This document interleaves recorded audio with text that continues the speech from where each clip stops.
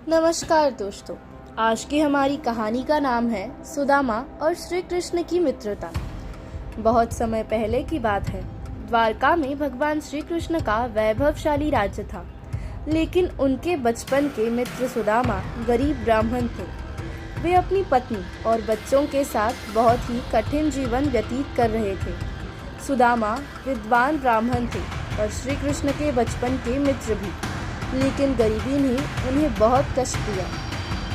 एक दिन सुदामा की पत्नी ने उसे कहा, स्वामी, आपके मित्र श्री कृष्ण अब द्वारका के राजा हैं।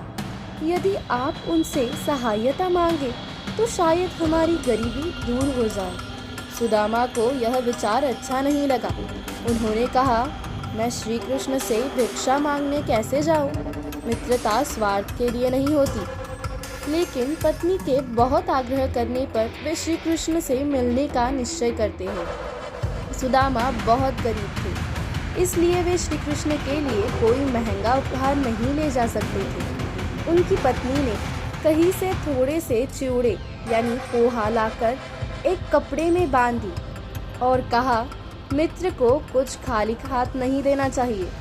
सुदामा यह छोटा सा उपहार लेकर द्वारका की ओर चल पड़े।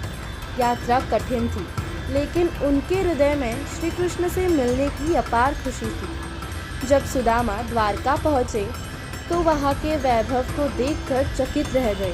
वे श्री कृष्ण के महल में पहुँचे, जहाँ द्वारपालों ने उन्हें रोक दिया। लेकिन जैसे ही श्री कृष्ण को पता चला कि उनका प्रिय मित्र सुदामा आए, वे नंगे पांव दौड़ते हुए महल से बाहर आए। श्री कृष्ण ने प्रेम से सुदामा को गले लगा लिया और उन्हें सिंहासन पर बैठाया। वे स्वयं उनके पैर धोने लगे और प्रेम पूर्वक अश्रु बहाने लगे। श्री कृष्ण की रानी रुक्मिणी भी इस दृश्य को देखकर भावुक हो गई। कुछ देर बाद श्री कृष्ण ने कहा, मित्र, तुम मेरे लिए क्या लाए हो? सुदामा सकुचा गए और अपने फटे हुए कपड़े में बंधे चिवड़े छिपाने लगे। श्री कृष्ण ने जबरदस्ती चिवड़े निकालकर खा लिए और बोले, आहा, इससे स्वादिष्ट कुछ भी नहीं। सुदामा श्री कृष्ण के साथ समय बिताकर बहुत प्रसन्न हुए, लेकिन वे संकोचवश कुछ मांग नहीं पाए।